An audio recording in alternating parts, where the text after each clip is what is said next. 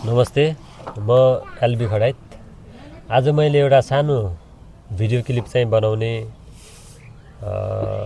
कोसिस गरेको छु र यसमा स्पेसली मैले चाहिँ आज माघे सङ्क्रान्ति भएको हिसाबमा स्पेसली यो बेसमा रहेर सानो हाम्रो काका भतिजको एउटा डिस्कसन र क्वेरिज आन्सर क्वेसन हुन्छ हैन। यसमा ल प्रकाशलाई वेलकम, धन्यवाद। तिम्रो हाम्रो आज यो भिडियोमा चाहिँ सुरु गर्नुभन्दा पहिले तिम्रो परिचयबाटै जाउँ न, कहाँ पढ्छौ हैन, के छ? नमस्कार, म प्रकाश खडाइत। म ग्लोबल एकाडेमी सेकेन्डरी स्कुलमा पढ्ने विद्यार्थी, 8 क्लासमा पढ्ने विद्यार्थी। म आज यहाँ शनिबारको दिन भएकाले आज अङ्कलसँग केही कुराकानी गर्न चाहन्छु। धन्यवाद। ल फेरि मैले अब तिमीलाई एउटा क्वेसनबाटै सुरु गरौँ हैन? हुन्छ। आजको दिनलाई चाहिँ तिमीले कसरी सुरुवात गर्यौ त? अब हाम्रो माघे सङ्क्रान्ति स्पेसल भएको हिसाबमा हैन, त्यही बिहानको एउटा स्टार्ट चाहिँ कसरी भयो यसो सुरु? त्यही आज बिहानै छिटै उठ्यो होइन, माघे सङ्क्रान्ति भएकाले पनि। अनि राति पनि हिजो ढिलै सुतिएको थियो। अनि त्यसपछि आज छिटै उठेर हामीले नृत्य कर्म गऱ्यौँ। त्यसमा हामीले पहिला उठेर योगा मेडिटेसन गऱ्यौँ। त्यसपछि बिहान चिसो बाहिर कुहिरो लागेको थियो, घाम पनि छिटो लागेन आज।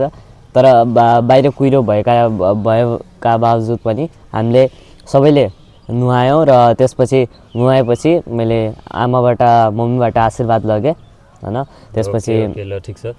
अनि माघे सङ्क्रान्ति भनेर जुन हाम्रो नेपालमा आज अब सरकारी बिदा नै भइहाल्यो होइन, स्पेसली यो हाम्रो इन्डियामा पनि नेपालमा पनि यसलाई एकदम हर्षोल्लासका साथ सेलिब्रेसन गर्ने गरेको छ होइन। यसमा हामीले पहिला पनि अब गरि नै आएको, फेरि पनि गरिने नै छ।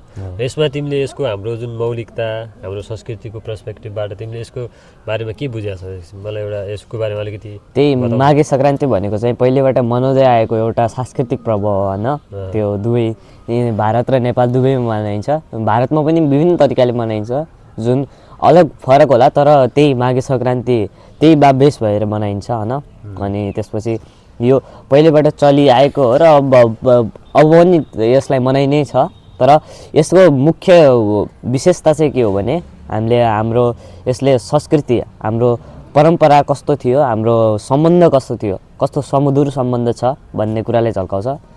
म माघे सङ्क्रान्ति के हो भन्न चाहन्छु होइन। माघे सङ्क्रान्तिलाई चाहिँ हाम्रो विशेष थुप्रै नामहरूले चिन्ने गरिन्छ। विशेष चाहिँ मकर सङ्क्रान्ति, माघे सङ्क्रान्ति अनि नरहरी भनेर यसलाई विशेष चिनिन्छ। उत्तरायणी पनि भन्छ नि हाम्रो। उत्तरायणी त्यही यस कारण हाम्रो पापहरूलाई पाखाल्ने हुनाले, मतलब कि हाम्रो पापहरू नष्ट हुनाले यसलाई उत्तरायणी भनेको।